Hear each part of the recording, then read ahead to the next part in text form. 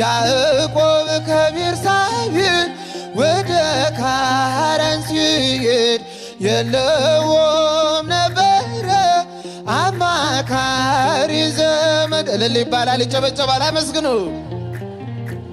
ከዚያ እንደደረሰ ከራሱ በታች ድንጋይ ተንተራሰ። ሕልምንም አለመ ታላቁን ራእይ መሰላል ተተክሎ ከምድር እስከ ሰማይ ሲወጡ ሲወርዱ መላእክት በእርሷ ላይ እግዚአብሔርም ቆሞ ከላይ ከጫፏ ላይ ያዕቆብ ከቤርሳቤህ ወደ ካራን ሲሄድ እልል እልል እልል እያላችሁ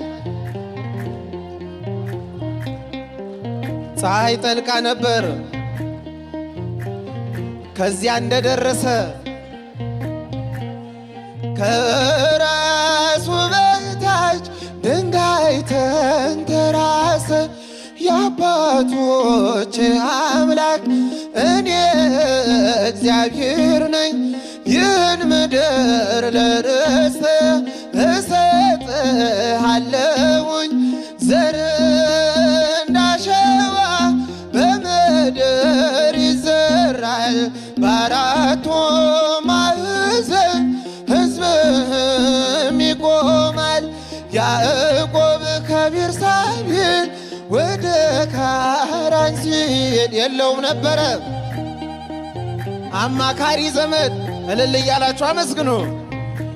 ፀሐይ ጠልቃ ነበር። ከዚያ እንደደረሰ ከራሱ በታች ድንጋይ ተንተራሰ። አበው በምሳሌ